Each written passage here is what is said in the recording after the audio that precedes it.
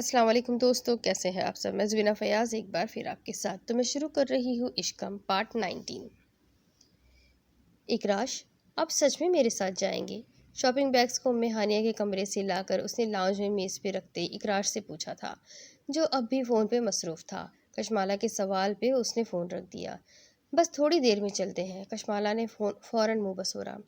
کتنا برا لگے گا اکراش، آپ رات میں آ جانا نا پلیز، منت کرتے وہ اس کے ساتھ جا بیٹھی، ساتھ ہی بازو پکڑا۔ اکراش نے فوراً دوسرے ہاتھ سے فون پکڑ کر چہرے کے سامنے کر لیا۔ آپ میری بات مانیں گے یا نہیں؟ اس کا نظر انداز کرنا اسے بتا گیا تھا کہ فیصلہ کیا ہے۔ اکراش نے فوراً سر نفی میں ہلا دیا، نظر متواتر فون پہ تھی۔ کشمالہ نے اس کی ڈھٹائی پہ چند لمحے اسے دیکھا اور پھر ایک جھٹکے سے اپنی جگہ سے اٹھی۔ ہم ایک کام کرتے ہیں، افواج پاکستان کو بھی ساتھ لے جاتے ہیں۔ آپ سے اکیلے سے مجھ وزیر اعظم کی حفاظت کیسے ہوگی؟ ٹھیک ہے، اس کا طنز اکراش کو ہنسنے پہ مجبور کر رہا تھا، لیکن وہ پھر بھی سنجیدہ اپنے فون پہ مصروف تھا۔ نہیں، ان کو بھی تمہارے ارد گرد ہونے کی اجازت نہیں۔ اس کے اس جواب پہ تو کشمالہ سر سے پاؤں تک جل کر خاک ہو گئی تھی۔ آپ کو پتہ ہے آپ نے کیسے میری زندگی عذاب کی ہوئی ہے؟ میرا بس چلے تو میں اپنا سر کسی دیوار میں مار لوں اور یا پھر کسی پاگل خانے چلی جاؤں۔ پاؤں پٹکتے اس نے اپنے بال تقریباً نوچ ڈالے تھے۔ اکراش بن ہاتھ ٹس سے مس نہیں ہوا۔ مجھے سمجھ نہیں آتی آخر بھائی نے میرے سے کون سا ایسا بدلہ لیا ہے کہ مجھے یہاں چھوڑ کر خود بیٹھ گئے ہیں، وہاں جا کر میری زندگی مشکل میں ڈال کر۔ اس کے سامنے وہ شدید غصے میں بولتی جا رہی تھی اور سامنے بیٹھے اکراش بن ہاتھ کے چہرے پہ اب کہیں مسکراہٹ کا شائبہ تک نہیں تھا۔ اکراش پلیز مجھے اپنی دوست کی شادی پہ جانے دے، کیا ہو جائے گا؟ جب اس کی ایموشنل بلیک میلنگ پہ بھی اس نے کوئی جواب نہیں دیا تو کشمالہ نے نیچے بیٹھتے اس کے گھٹنوں پہ ہاتھ رکھ لیے تھے۔ اکراش غیر آرام دہ ہوتا فوراً پیچھے ہوا۔ یہ کیا طریقہ ہے کشمالہ؟ اوپر بیٹھو فوراً۔ ایک دم سے اس کی سیاہ آنکھوں میں غصہ ابھرا تھا۔ کشمالہ نے اس کی آنکھوں میں جھانکتے فوراً سر نفی میں ہلایا۔ یہ اچھی ٹرک تھی۔ نہیں، پہلے آپ کہیں کہ آپ نہیں جا رہے میرے ساتھ، آپ صرف مجھے چھوڑنے جائیں گے۔ اکراش نے ضبط کرتے اس کے مسلسل دیکھنے پہ نظر پھیری اور پھر فوراً اپنی جگہ سے اٹھتا سائڈ سے ہو کر نکل گیا۔ یہ نہیں ہو سکتا، جاؤ گی میرے ساتھ اور آؤ گی بھی۔ کشمالہ گھوم کر فوراً واپس اٹھی۔ آئی ہیٹ یو، اس کے پیچھے سے وہ اونچی آواز میں بولی تھی۔ چلتے نے بے پرواہی سے شانے اچکا دیے۔ ڈزنٹ میٹر، میں نہیں جاؤں گی اب، وہ پھر سے اونچی آواز میں پیچھے سے بولی تو اس نے بھی سیڑھیاں چڑھتے جواب دیا تھا۔ اس سے زیادہ اچھا کچھ ہو ہی نہیں سکتا۔ کشمالہ نے ہار کر صوفے پہ بیٹھتے چہرہ ہاتھوں میں گرا لیا۔ کچن سے جھانکتی بشرا مسکرا رہی تھی۔ ان دونوں کی بحث دیکھ کر اسے بہت مزہ آتا تھا۔ اب دوسری طرف، سر آپ کہیں تو میں آپ کی جگہ چلا جاؤں؟ حاج صاحب کے سیکرٹری نے پریشانی میں ان کے ساتھ کوریڈور میں چلتے پوچھا تو انہوں نے یوں ہی ہاتھ اٹھا کر منع کر دیا۔ میں ٹھیک ہوں، تم بس پروپوزل پر ایک بار پھر سے نظر دوڑاؤ۔ خیال رکھنا یہ ڈیل بہت اہم ہے۔ ان کی آواز بخار کی وجہ سے بدل چکی تھی۔ ساتھ چلتے سیکرٹری نے پریشانی سے انہیں دیکھا۔ سر آپ کو لگتا ہے ڈیل ہمیں ملے گی؟ رباب پہلی بار ایسا ایونٹ دیکھ رہی تھی۔ بلیک شرٹ اور ٹراؤزرز میں گلے میں ملٹی اسکارف لپیٹے وہ پروپوزل اٹھائے نوفل جہانگیر کے ساتھ چل رہی تھی۔ نوفل نے چلتے گہرے نیلے کوٹ کی آستین کو کھینچ کر گھڑی پہ وقت دیکھا اور پھر ساتھ چلتی رباب پہ ایک نظر ڈالی۔ اونچی پونی کیے وہ ساتھ اعتماد سے چل رہی تھی۔ تمہارا اگلا جملہ مبارک ہو سر ہوگا، میں وعدہ کرتا ہوں۔ سامنے سے آتے حاج صاحب کو دیکھتے اس نے ہلکا سا رباب کی طرف جھکتے کہا اور تیزی سے ان کی طرف بڑھ گیا۔ رباب نے گہرا سانس لیا تھا۔ اس کے پرفیوم کی خوشبو سحر انگیز تھی۔ آج تو کافی تیاری سے آئے لگتے ہیں حاج صاحب۔ پینٹ کی جیبوں میں ہاتھ ڈالتے اس کا اعتماد قابل دید تھا۔ حاج صاحب کی آنکھیں سرخ تھیں۔ انہوں نے ناک پہ موجود چشمے کو درست کر کے اسے دیکھا اور پھر مسکراہٹ اچھالی۔ آپ کا اور ہمارا سامنا پہلی بار ہے، دیکھتے ہیں کتنے پانی میں ہیں آپ۔ چلے، اس نے ہاتھ سے ان کو آگے بڑھنے کا اشارہ کیا تو مسکراتے آگے بڑھ گئے تھے۔ نوفل نے ایک آخری پر اعتماد نظر رباب پہ ڈالی اور آگے بڑھ گیا۔ یہ ایک بڑا ہال تھا جہاں ہال کے دائیں اور بائیں جانب کوریڈورز کے دروازے تھے۔ دیواروں پہ بڑے بڑے پردے جھول رہے تھے اور ہال کو پرحدت رکھنے کے لیے ہیٹرز چل رہے تھے۔ ہال میں سامنے ہی بڑا سا میز تھا جس کے سامنے 3 کرسیاں دھری تھی جہاں بلیک بینز کے ٹیم کو بیٹھنا تھا اور ہر کمپنی کے مینیجرز اور سی ای او سے مل کر پروپوزل سننا تھا۔ وہاں ہاد اور اس کے علاوہ 5 مزید بڑی کمپنیز کے آنرز آئے ہوئے تھے۔ ہاد صاحب سے بہت سے لوگ آ کر مل رہے تھے۔ نوفل ہال میں داخل ہوا تو بہت سے لوگوں نے جانچتی نظروں سے اسے دیکھا تھا۔ کچھ نے آگے بڑھ کر مصافحہ بھی کیا۔ ہاد صاحب کے بعد پروپوزل دینے کی باری ان کی تھی۔ رباب اور وہ آگے بڑھے تو بہت سو نے بغور ان 2 نئے حضرات کو دیکھا تھا جن کے چہرے چمک رہے تھے اور آنکھوں میں ایک الگ ہی لگن تھی۔ کرسی پہ بیٹھتے ساتھ ہی نوفل نے جارج میتھیو کو دیکھا تھا۔ اس نے مسکرا کر سر اثبات میں ہلایا اور پھر آگے ہاتھ بڑھایا۔ رباب نے فوراً فائل سامنے کر دی، لیکن وہ ایک لمحے کے لیے ٹھہر ضرور گئی تھی۔ نوفل اور جارج کی آنکھوں میں ایک ایسا تاثر تھا جو یکساں تھا۔ دونوں کی آنکھوں میں ایسا کیوں تھا کہ ایک ہی بات بول رہی تھی؟ اس نے نوفل کو پھر سے دیکھا جس کے چہرے پہ گہری مسکراہٹ تھی۔ تو کیا باس نے ڈیل فائنل کر دی؟ لیکن کیسے؟ وہ ان لوگوں میں سے تھی جو کام سیدھے طریقے سے کرنے پہ یقین رکھتے تھے۔ اگر سیدھے سے نہ تو قسمت کہہ کر آگے بڑھ جاتے، لیکن نوفل جہانگیر ملک ان میں سے تھا جو قسمت کو خود موڑتا اور اپنے حق میں کرتا تھا۔ جو وہ جانتا تھا رباب کبھی نہیں جان سکتی۔ کہاں کی تیاری ہے؟ مجھے تو لگا تھا ہم کہیں نہیں جا رہے۔ وہ کپڑے پیک کر رہی تھی جب اکراش نے اس کے کندھے پہ تھوڑی ٹکاتے پوچھا تھا۔ کشمالا مصروف رہی۔ اچھا تو ناراض ہو؟ اس کے بال کندھے سے ہٹاتے کشمالا نے اب بھی خاموشی سے مصروف رہی۔ بات نہیں کرو گی؟ جواب اب بھی نہیں تھا۔ جواب بھی نہیں دو گی؟ پھر سے خاموشی۔ اکراش چند لمحے یوں ہی کھڑا رہا، لیکن جب کشمالا کی طرف سے کوئی تاثر نہیں آیا تو وہ سامنے بیڈ پہ کپڑوں پہ ڈھیر ہو گیا۔ اٹینشن لینے کے لیے تو وہ کچھ بھی کر سکتا تھا۔ کشمالا نے گہرا سانس لے کے کولہوں پر ہاتھ رکھا۔ اٹھے، ٹائم نہیں ہے، ابھی آپ کی پیکنگ بھی کرنی ہے۔ چہرے کی طرف دیکھنے سے اجتناب برتا۔ اکراش نے اس کے ہاتھ پکڑ لیے۔ ناراض ہو؟ اس کے سوال پہ اس نے اسے شکایتی نظروں سے دیکھا تھا۔ بولی تو لہجہ بھی ناراض لگا۔ اکراش بات صرف یہ نہیں ہے، آپ ہمیشہ اپنی کہتے اور اپنی منواتے ہیں، میری کبھی نہیں سنتے۔ تم جو کہتی ہو ہمیشہ تو سنتا ہوں، کون سی بات ہے جو میں نے نہیں سنا؟ سب تو نہیں سنتے اور نہ ساری مانتے ہیں۔ مجھے تو اب ایسا لگتا ہے جیسے محض ایک نکاح سے ہی میرا فریڈم چلا گیا۔ اس کے لہجے میں شدید دکھ تھا۔ شہد رنگ آنکھیں بس کسی بھی لمحے بہنے کو تیار تھی۔ اکراش بن ہاد نے اس کے ہاتھ چھوڑ دیے اور پھر ساتھ ہی اپنی جگہ سے اٹھ کھڑا ہوا۔ سامان پیک کرو جلدی، چھوڑ آؤں گا تمہیں، کہہ کر تیزی سے باہر نکل گیا تھا۔ کشمالا نے ایک دم سے امڑتی مسکراہٹ کو روکتے اس کی جاتی پشت کو دیکھا تھا، ساتھ ہی شکر کرتے چھت کو دیکھا۔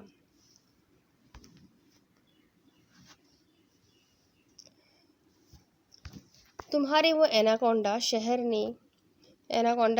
نے تمہیں کیسے رکنے کی اجازت دے دی؟ ویسے تو تم باتھ روم میں 5 منٹ زیادہ لگاؤ تو وہ گھر میں بلایا پھرتا ہے۔ پیسٹری کھاتے عریشہ نے بے لاگ تبصرہ کیا تو کشمالا نے چائے پیتے اس سے گھورا۔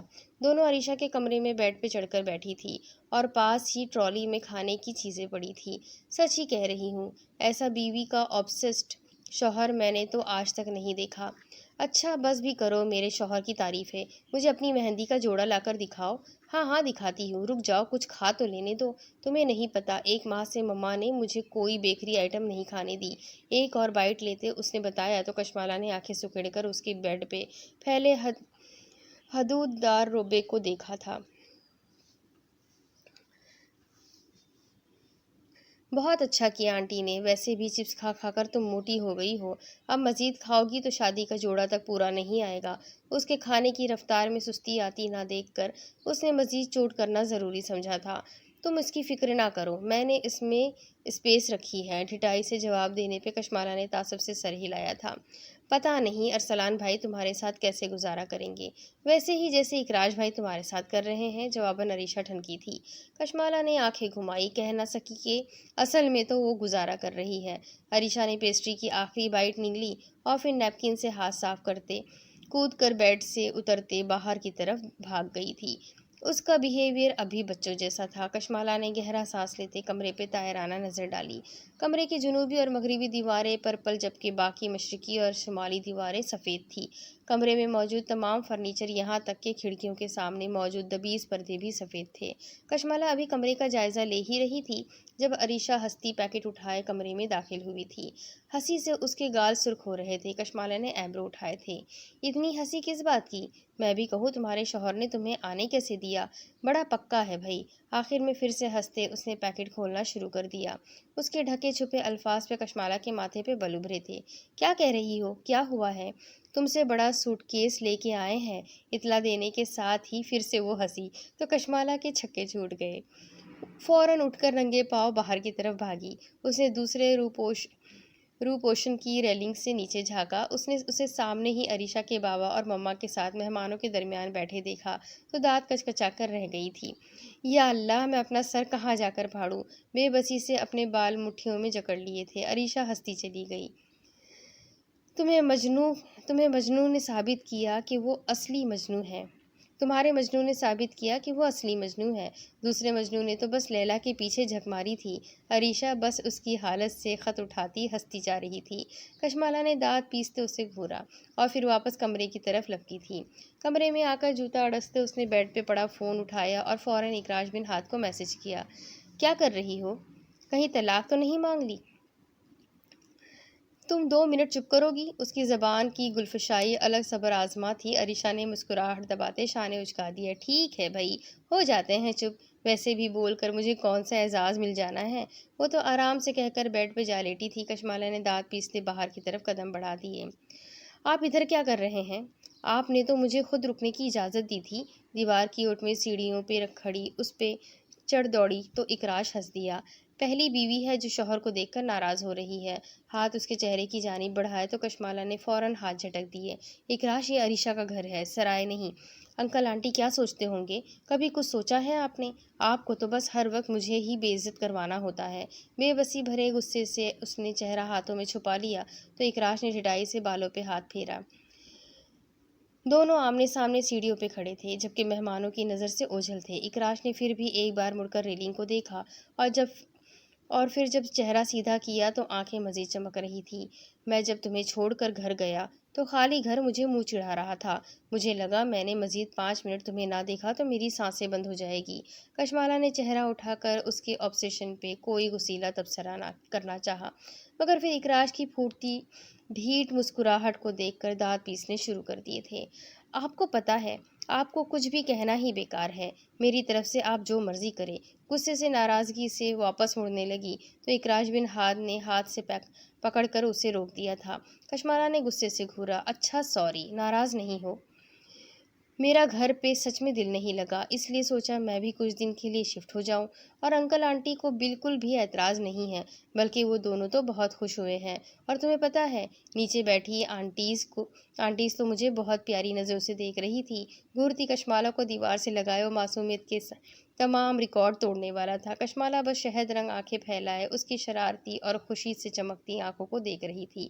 ناراضگی بھی ہر گزرتے لمحے بڑھتی جا رہی تھی۔ ٹھیک ہے، کرے اپنی مرضی۔ ویسے بھی اب تو آپ کے پاس سرٹیفکیٹ ہے، میری کہاں کوئی اہمیت ہے؟ میں اب کوئی انسان تھوڑی ہوں جس کی کوئی خوشی کوئی خواہش ہوگی۔ میں تو جب اس نے الم غلم بولنا کم نہیں کیا تو اکراش نے اکتا کر اس کے منہ پہ ہاتھ رکھ دیا۔ بس بھی کرو، تم تو ایسے بول رہی ہو جیسے تم پہ کوئی بہت بڑا ظلم ہو رہا ہے۔ انڈر پروٹیکشن رہو گی، بس اتنی خواہش ہے، کیا برائی ہے اس میں؟ اب کی بار جھنجھلانے کی باری اس کی تھی۔ کشمالہ نے ناراضگی سے ہاتھ منہ پہ سے جھٹک دیے۔ جو مرضی کرے، بس یہ 3 دن آپ مجھے میرے ارد گرد بالکل نظر نہ آئے۔ میں اس شادی کو بھرپور انداز میں انجوائے کرنا چاہتی ہوں اور مجھے یقین ہے ایسا آپ کی موجودگی میں تو بالکل بھی ممکن نہیں ہے۔ فائنلی اس نے صبر کرنے کا فیصلہ کیا تھا۔ اکراش بن ہاد کے ساتھ رہنے والوں کو اکثر صبر کرنا ہی پڑتا تھا۔ وہ جو کرتا تھا، جو کہتا تھا اور جو سنتا تھا، دنیا چاہے جو بھی اس سب کے خلاف کہے، اگر اسے اپنی مرضی کرنی ہے تو وہ سو دلائل ڈھونڈ لیتا تھا اور صحیح اور غلط کا فرق ختم کر کے ہر بحث جیت جاتا۔ اب بھی جیسے کشمالہ کے سامنے جیت گیا تھا۔ اکراش نے مسکرا کر اس کے بن سے نکلے بال کی لٹ نرمی سے کھینچی۔ بڑا برا کوئی نہیں، مجھے صحیح میری اوقات میں رکھتی ہو۔ کشمالہ نے جواباً بے پرواہی سے نظر پھیر لی۔ ایک بات میں نے آپ کی مانی، اب ایک آپ میری مانیں گے۔ شہد رنگ بالوں کا میسی بن اس پہ جچ رہا تھا۔ اکراش نے پھر سے جھولتی لٹ پکڑنی چاہی تو کشمالہ نے ہاتھ جھٹک دیا۔ اس کی ہر ادا، ہر فعل، ہر لفظ اور خاص طور پر ہر نظر اکراش بن ہاتھ کے لیے ایک پیغام تھی، محبت برا خط۔ اب کی بار اس نے مزید شرارت سے مجبور ہوتے ذرا سا اس کی طرف جھکنا چاہا تو کشمالہ نے فوراً مزید پیچھے ہٹ گئی۔ وہ اس کے کان کے قریب جھکا، بڑبڑاہٹ واضح تھی۔ ایسا ممکن نہیں ہے کہہ کر آخر میں اس کی کان کے پاس جھولتی لٹ کو پھونک مارتے وہ اسے خاموش کرتا واپس مڑ گیا تھا۔ کشمالہ نے گلے میں ڈال دوپٹے کو مٹھی میں بھیجتے ہونٹ بھینچ لیے۔ دور سے بات کرنا تو اس انسان کو آتا ہی نہیں۔ دل نے ناراضگی سے بڑبڑاہٹ کی۔ اس کے ڈارک لپسٹک لگائیں پلیز۔ تم چپ کرو پلیز، آپ لائٹ لپسٹک لگائیں۔ اسے کیا پتا مہندی کے لیے تیار ہوتے۔ وہ دونوں میک اپ آرٹسٹ کو گھن چکر بنا چکی تھی۔ پیچھے اپنے بیڈ پہ بیٹھے پاؤں کی مساج کرواتے عریشہ مسلسل شیشے کے سامنے میک اپ آرٹسٹ سے تیار ہوتی، کشمالہ کو انسٹرکشنز دے رہی تھی۔ ہیلپرز کب سے عریشہ کو چپ ہونے کا کہہ رہی تھی، مگر عریشہ ہی کیا جو کسی کی بات مان لے۔ دیکھیں، اگر آپ لوگ ایسے ہی بحث کریں گے تو میں کام چھوڑ دوں گی۔ پلیز خاموش ہو کر بیٹھیں، مجھے ڈسٹرب مت کریں۔ آخر تنگ آ کر کشمالہ کے چہرے پہ جھکی نے مڑ کر عریشہ سے کہا تو اس نے منہ بنا کر بیڈ سے ٹیک لگا لی۔ میں تو بس اس لیے کہہ رہی تھی کہ اس کا شوہر بہت برا لڑکا ہے، لوگوں کی ہڈیاں توڑنا تو اس کے لیے معمولی بات ہے۔ عریشہ نے پھر سے عادتاً سے مجبوراً تبصرہ کیا تو کشمالہ نے اب کی بار شیشے میں سے اسے گھورا تھا۔ اگر وہ لپسٹک نہ لگا رہی ہوتی تو بتاتی۔ ارے لڑکیوں جلدی کرو، لڑکے والے آنے والے ہیں۔ عریشہ کی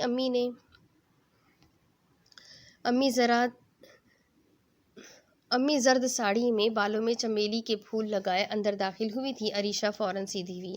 آج صبح سے اس نے مما کو نہیں دیکھا تھا۔ مہمانوں اور بازاروں کے درمیان وہ گھن چکر بنی ہوئی تھی۔ انہیں دیکھتے ہی عریشہ کی آنکھیں بھیگنے لگیں۔ مما، وہ میک اپ والی کو کچھ اہم تاکید کر رہی تھی جب عریشہ کی بھیگی پکار پہ فوراً اس کی طرف گھومی۔ مما، آپ تو میرے پاس بیٹھی ہی نہیں۔ اس کی آنکھوں میں موٹے موٹے آنسو تھے۔ کشمالہ نے افسردگی سے میک اپ والی کو چہرے سے ہٹا دیا۔ بیٹی کی آنکھوں میں آنسو دیکھ کر ان کے رکے آنسو بھی فوراً ابھرنے لگے۔ وہ تیزی سے اس کی طرف بڑھی تھی اور اس کو ساتھ لگا کر بیٹھ گئی۔ میں آپ کے بغیر کیسے رہوں گی مما، بھری آواز میں اس نے کہا تو کشمالہ کی آنکھیں بھی بھرنے لگی۔ اس نے فوراً چہرہ جھکا لیا تھا۔ کمرے کے کچھ دیر قبل کے ہلچل بھرے ماحول میں ایک دم سے سناٹا سا آ گیا تھا۔ بیٹا، تم پھپھو کے پاس ہی جا رہی ہو، کسی غیر کے پاس تھوڑی، اور پھر تم کون سا محض وہیں کی ہو جاؤ گی؟ آ جایا کرنا جب دل چاہے۔ اس کی پشت کو سہلاتے وہ نم لہجے میں کہہ تو رہی تھی مگر ان کے اندر جو چل رہا تھا وہ بھی ظاہر تھا۔ عریشہ ایک دم سے اونچی اونچی رونے لگی۔ باتونی عریشہ کا رونا بھی اس جیسا ہی تھا، بلند، بے پرواہ۔ مما، مجھے نہیں کرنی شادی، آپ بول دے بابا کو، میں آپ کو چھوڑ کر نہیں جاؤں گی۔ روتے ہوئے اس کے کہنے پہ پیچھے کھڑی لڑکیوں نے ہنسی روکی تھی۔ سب جانتی تھی وہ ارسلان سے شادی کرنے کے لیے کتنی اتاولی تھی اور اب جب ہو رہی تھی تو کیسے گلا پھاڑ کر رو رہی تھی۔ اس کی مما نے فوراً اسے خود سے الگ کرتے اس کے آنسو صاف کرتے سر نفی میں ہلایا۔ ایسے نہیں بولتے، اچھے لفظ منہ سے نکالو، شادی کرنا تو سنت ہے بیٹا، ایسے باتیں نہیں کرتے۔ وہ اس کے مسلسل آنسو صاف کرتے نرمی سے کہہ رہی تھی اور عریشہ روتی چلی جا رہی تھی۔ باقی کوئی سنت مسلمانوں کو یاد نہیں ہوتی، بس ایک یہی یاد رہتی ہے۔ روتے ہوئے بھی اس نے ناراضگی کا اظہار کیا تو انہوں نے نرمی سے اس کا سر کندھے سے لگا لیا۔ پریشان مت ہو، میں اور تمہارے بابا آتے رہا کریں گے، تم بھی جب دل چاہے آ جایا کرنا، ٹھیک ہے؟ وہ فوراً راضی ہوئی، اور اگر ارسلان نہ مانا تو میں اس کی ٹانگیں توڑ دوں گی۔ آنسو صاف کرتے وہ مما کے کندھے سے لگی کہہ گئی تھی، جبکہ مما نے فوراً اسے کندھے سے الگ کرتے گھورا۔ پیچھے کھڑی لڑکیوں نے امڑتے بے ساختہ کہکہوں کا گلا گھوٹا تھا۔ کشمالہ نے نم آنکھوں سے عریشہ کو گھورا تھا۔ سیریس موقع پہ بھی یہ سب کرنا ضروری تھا؟ لڑکی، کبھی تو فضول بکواس چھوڑ دیا کرو، ہر وقت کچھ نہ کچھ بکنا ضروری ہوتا ہے تمہارے لیے؟ नाराज़गी से कहते आंखें पोंछते वो फ़ौरन उठ खड़ी हुई थी। तैयार करो इसको जल्दी, रुखसत करे इस बला को। नाराज़ होकर वो मेकअप वाली से कहकर चली गई तो अरीशा ने नाराज़गी से खाली राहदारी को देखा था। भला एक दिन की मेहमान बेटी से ऐसे भी कोई बात करता है? जब दुल्हन ऐसे मुंह फाड़कर बोलेगी तो ऐसे ही होगा। अरीशा की कजिन ने हंसते हुए उसकी दरगत बनाई थी। कशमाला ने अफसोस से अपनी आंखों को देखा था। अरीशा के लिए रोना फजूल था, अब नहीं रोना, उसने अहद किया।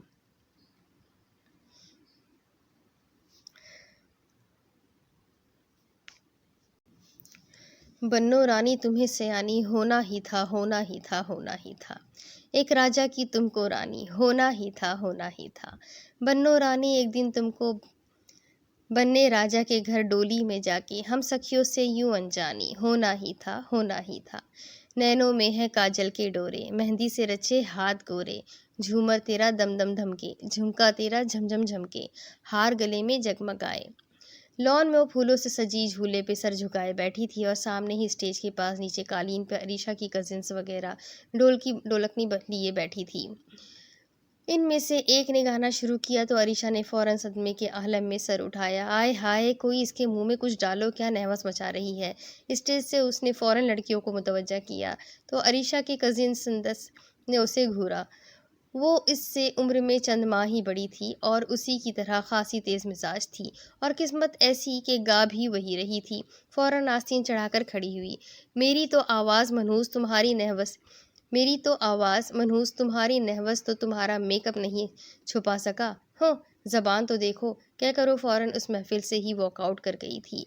अरीशा ने गुस्से में उसे जाति को घूरा और फिर लड़कियों को देखा। उसको अब ना बैठाना यहाँ। और देखो जाके अरसलान लोग आए क्यों नहीं अभी तक। और हाँ, खबरदार जो उन लोगों के सामने ये होना ही था मचाया।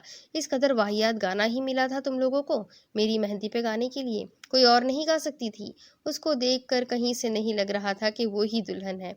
उसकी कजिन्स तो बेचारियां अपनी माओ के मुंह को चुप गई कि इस दुल्हन से क्या लड़ना, मगर दुल्हन बीबी खुद तैयार थी हर एक से लड़ने को। सीढ़ियों से उतरते कशमाला ने अपने जर्द फ्रॉक को सामने से जरा सा उठा रखा था। दाएं कंधे पे उसने गुलाबी दुपट्टा डाल रखा था जो कि इतना भारी था कि उसे संभालना मुश्किल था, जबकि अपने लिबास की मुनासिबत से ही उसने फैशन के हिसाब से बालों की चोटी गुंदवाई थी जिसमें छोटे छोटे मोती सजाए गए थे। हल्का मेकअप और हल्की सी ज्वेलरी में वो बहुत मासूम और प्यारी दिख रही थी। इकराज को मैसेज करते वो बाएं हाथ से फ्रॉक उठाए दाएं से टाइपिंग करती सीढ़ियां उतर रही थी। जब नीचे उतरते वो मुश्किल से किसी से टकराने से बची थी। फौरन सामने खड़े शख्स को देखकर पजल होते उसने फ्रॉक छोड़ दिया और कंधे से दुपट्टा दुरुस्त किया। अरीशा का भाई तुराब पर्पल कुर्ते में कदरे लंबे बालों की पोनी बनाए अजीब से हुलिये में था और उसे देख रहा था। ये इतने कील कांटों से मजीन किधर जा रही हैं? उसकी आंखों में चमक थी। कशमाला ने पजल होकर चेहरा झुका लिया। एकदम से माजी की कशमाला जाग गई। होठ काटते उसने कांपते हाथ दुपट्टे के नीचे छुपा लिए। यूं तो तुराब उसके लिए भाइयों जैसा था, लेकिन वो कभी भी उससे डायरेक्टली मुखातिब नहीं हुई थी। आज सामने देखकर वो पजल हुई तो उसके गाल सुर्ख पड़ते देखकर वो मजीद फैल गया। मैं पूछ रहा हूँ कि इतनी तैयारी के साथ कहाँ घूम रही है? आपकी दोस्त तो बाहर है। उसके चेहरे पे अब की बार कमीनी मुस्कुराहट थी। बात करने का बहाना, आँख पे पड़ा निशान अब भी मौजूद तो था, मगर शायद वहाँ उसकी मौजूदगी को वो भूल गया था। कशमाला मज़ीद शर्मिंदा हुई। जी वो मैं वहीं जा रही थी। उसने तेज़ी से आगे बढ़ना चाहा जब वो एक बार फिर से सामने आ गया। अब की बार कशमाला का सांस बमुश्किल बंद होने से बचा था। उसके माथे पे पसीना उभरने लगा। आए, मैं आपको वहाँ तक ले जाता हूँ, घबराने की बिल्कुल भी ज़रूरत नहीं है, मैं हूँ ना। मर्द ऐसे कहते कितने मरदूद लगते हैं, काश कोई उन्हें कभी बता सकता। कशमाला ने होठ काटते फौरन सर नफ़ी में हिलाया। ना, कशमाला बाजी, आप यहाँ हैं? ड्राइंग रूम से भागती फूले सांस के साथ मुलाजमा आई थी। वो जी, इकरार साहब आपको कब से ढूंढ रहे हैं। जी जाए जल्दी से। बेचारी का यूँ लगता था दम किसी भी लम्हे निकलने वाला था। कशमाला ने सुख का सांस लिया। कहाँ है वो? तुराब की मुस्कुराहट में कोई कमी नहीं आई। वो ड्राइंग रूम में है, कह रहे हैं जल्दी आपको भेजूं। जाए जी, बहुत गुस्से में है। अच्छा। सर हिलाते वो फौरन दुपट्टा दुरुस्त करते आगे बढ़ी थी, जबकि तुराब पीछे खड़ा कमीनगी से मुस्कुराता बाहर की तरफ चल दिया। तुराब से जान छूटने पे सुख का सांस लेते वो तेजी से ड्राइंग रूम की तरफ बढ़ी और ढकेल कर दरवाज़ा खोला। इकराश कूल्हों पे हाथ रखे दरवाजे की तरफ पुश्त किए, मुसलसल अपने फ़ोन को कान से लगाए खड़ा था। उसने कदम अंदर रखे तो साथ ही उसके फ़ोन की घंटी बजी। उसने हाथ में पकड़े फ़ोन को सामने किया। मिस्टर हस्बैंड का नाम चमक रहा था। ये नाम उसने खुद सेव किया था, गोया कि कशमाला को एतराज़ था, मगर वो फिर भी बजिद रहा कि यही नाम होगा। इकराश ने कॉल बेल सुनी तो फौरन गुस्से में घूमा। पीछे वो खूब फुलझड़ी बनी खड़ी थी, बकौल तुराब के कील कांटों से मजीन। ऐसे में इकराश बिन हाथ, जो गुस्से में कुछ सख्त सुस्त कहने वाला था, वहीं खामोश हो गया। कशमाला ने उसके माथे पे फैले बालों को देखा और फिर गहरा सांस लेते उसके हुलिये पे एक नज़र डाली। वो कल वाले ही लिबास में था। सुबह वो अरीशा की अम्मी के भेजने पे अरीशा की कुछ चीज़ें लेकर अरसलान के घर गया था और फिर वहाँ से उन्हें लाहौर जाना पड़ गया, क्योंकि अरसलान साहब की शेरवानी लाहौर में बनने के लिए दी गई थी और जो कि आज ही मिलनी थी। सारा दिन उसका सांस सूखता रहा कि कहीं कशमाला पीछे से परेशान ना हो, उसे किसी चीज़ की ज़रूरत ना पड़ गई हो। कॉल्स भी करता रहा, मगर मजाल है जो उसने कोई एक भी उसकी कॉल उठाई हो। अब वो गुस्से से भरा कुछ कहने वाला था, मगर फिर उसे देखकर गहरा सांस भरकर रह गया। क्या हुआ, इतने गुस्से में क्यों हो? मासूमियत हद से सिवा थी। इकराश ने माथे पे बिखरे बालों को बेबसी से पीछे हटाया और फिर उसे हाथ से पास आने का इशारा किया। कशमाला मासूमियत से पूरी आंखें खोले उसकी तरफ बढ़ी। इकराश ने यूं ही दाएं कुल्हे पे हाथ रखा था और अब की बार नरमी से देख रहा था। कहाँ थी? लहजा भी बहुत नरम था, यूं जैसे शहद टपक रहा हो। ये तो तय था कि वो गुस्सा नहीं करेगा। क्यों? क्योंकि वो कशमाला थी और ये एडवांटेज सिर्फ उसी को हासिल था। वही तो थी जिसे देखते ही इकराश बिन हाथ नर्म मुलायम मलाई जैसा हो जाता था। वो एकदम से तुराब याद आया। उसने पजल होकर माथे को थपथपाया, गला खंखारा। यही थी? कहाँ? नज़र उसकी झुकी आंखों पे थी। बस यही थी, कहाँ जाना था मैंने? अब की बार उसकी नज़र से पजल होते उसने नज़र उठाने की जसारत की और कुछ झुंझलाई भी। इकराज बिन हाथ की सियाह आंखें एकदम से मजीद चमकी। फ़ोन कहाँ था? अब की बार असली सीटी गुम होना किसे कहते हैं, कशमाला को अंदाज़ा हुआ। फ़ौरन चेहरे पे मासूमियत तारी की और हाथ बढ़ाकर उसके कंधे पे नादीदा गिर्द साफ करने लगी। वो भी यही था। उसके अटक के कहने पे इकराश को एकदम से उस पे प्यार आया था। वो चलती फिरती मासूमियत से भरी गुड़िया थी। उसने सीने पे बाजू लपेट लिया और मजीद जैसे फुर्सत से उसे देखने लगा। फिर मेरी कॉल क्यों नहीं उठाई? जानती भी हो मैं कितना परेशान था। कशमाला ने बड़बड़ाकर उसके कंधे से हाथ उठाए। वो चार्जिंग पे लगाया था। और उसने ऐब्रो उठाए। कशमाला ने होठ काटते उसे एक लम्हे को देखा और फिर चेहरा झुका लिया। मैं भूल गई थी, बाद में अरीशा के साथ मसरूफ़ हो गई, इसलिए ध्यान नहीं रहा। उसने आखिर बड़े आराम से अपने सारे कसूर मान लिए थे। अभी वो नरमी से पूछ रहा था, बाद में तोड़ फोड़ करके पूछता जाहिर है, तब भी बताना ही था। तुम मुझे भूल भी सकती हो? कितनी दुख की बात है। मैं सारा दिन परेशान रहा कि मेरी बीवी ने खाना खाया भी होगा या नहीं, किसी ने परेशान तो नहीं किया उसे, कहीं डर तो नहीं रही लोगों के हुजूम से। अगर उसे किसी चीज़ की ज़रूरत पड़ गई तो, अगर उसे कहीं जाना पड़ गया तो, और मैं ना हुआ तो। और तुमने कितनी आसानी से कह दिया कि ध्यान नहीं रहा। उसकी तरफ झुकते उसने अब की बार उसकी झुकी आंखों में झांकने की कोशिश की थी। कशमाला की नज़र तो अब जैसे फर्श से ही जा लगी थी। सॉरी, मध्यम सरगोशी थी, लेकिन ये माजरत से हल होने वाली बात थोड़ी थी। ये तो दिल की बात थी, अहमियत की बात थी। इकराश तो पहले से जानता था वो जो उसके लिए अहमियत रखती है, अभी वो कशमाला के लिए नहीं रखता। वो फ़िलहाल सिर्फ अपनी फैमिली की वजह से सब्र करके बैठी है और इकराज बिन हाथ को इससे कोई फ़र्क नहीं पड़ता था। उसे जितना वक्त अपने आप को उसके साथ सेटल करने के लिए चाहिए था वो उसे दे सकता था। अहमियत तो उसके नज़दीक सिर्फ उसकी बात की थी कि वो उसके साथ है और हमेशा रहेगी, वो भी बिल्कुल महफूज। उसने बढ़कर नरमी से उसके बालों पे बोसा लिया और फिर सरगोशी की। अच्छी लग रही हो। उसकी तारीफ पे कशमाला के गाल एकदम से सुर्ख हो गए थे। उसे उसके भूल जाने पे बिल्कुल गुस्सा नहीं आया था, बस दुख हुआ था और अभी वो इस पोजीशन में नहीं था कि कशमाला साबिर को अपने दुख बता सकता। भाभी, अगर आप इजाज़त दें तो हम आपका शौहर कुछ देर के लिए ले जाए। معیز نے شرارت سے کشمالہ کے ساتھ بیٹھے اکراش کو بازو سے پکڑتے کہا تھا۔ پہلی بار میں ہی وہ لوگ اس سے خاصے فرینک ہو چکے تھے، لیکن پھر بھی اکراش بن ہاتھ کی وجہ سے ہر ممکن طور پہ وہ لحاظ کے دائرے میں رہنے کی کوشش کرتے تھے۔ کشمالہ نے شرمندگی سے سر اس بات میں ہلا دیا۔ معیز اور زیب نے ہنستے ہوئے فوراً اسے اپنے ساتھ گھسیٹا تھا۔ شاید بھنگڑے کا پروگرام تھا ان چاروں کا۔ کشمالہ نے مسکراہٹ دباتے یوں ہی شرارت سے فون کا کیمرہ آن کر کے ان کی چند ویڈیوز بنا لی۔ سفید کرتے میں سیاہ بالوں کو بار بار ہنستے ہوئے وہ ماتھے سے ہٹاتا۔ دوستوں کے درمیان کھڑا ایک لابالی لڑکا لگتا تھا، جس پہ وہاں بیٹھی بہت ساری عورتوں کی نظر تھی، جبکہ جب وہ کشمالہ کے ساتھ کھڑا ہوتا تو مکمل طور پہ ایک ذمہ دار شوہر۔ جو خاتون 2 گھڑی زیادہ کشمالہ کو دیکھ لیتی، وہ جا کر انہیں بتاتا تھا کہ وہ اس کی بیوی ہے، تو وہ خاتون بیچاری شرمندہ ہی ہو جاتی۔ اس حساب سے اب تک سب کو پتہ چل چکا تھا کہ وہ شادی شدہ ہے، اور ایسا کشمالہ کے جانے بغیر ہو رہا تھا۔ وہ چاروں ابھی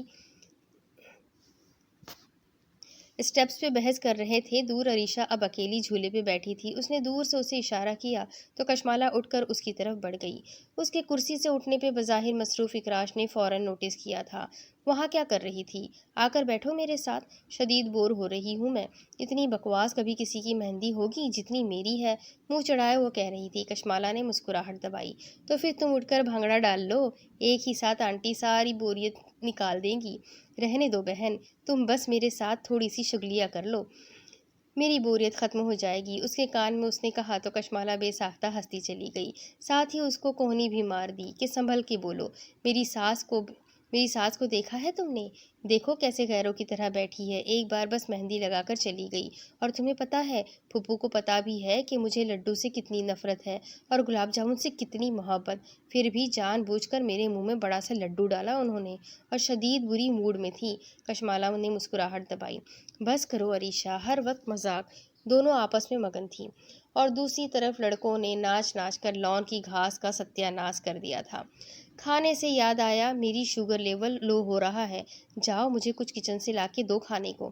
دیکھنا وہاں لیفٹ سائڈ کے کیبن میں کہیں چپس کا پیکٹ ہوگا، جاؤ پلیز لا دو۔ اب تو حد ہی ہو گئی تھی۔ کشمالہ نے خوب گھوریوں سے نوازا کہ محترمہ یاد کرے آپ دلہن ہیں، مگر بھلا ہو جو دلہن میڈم کہیں سے بھی کسی بھی اینگل سے دلہن لگ رہی تھی۔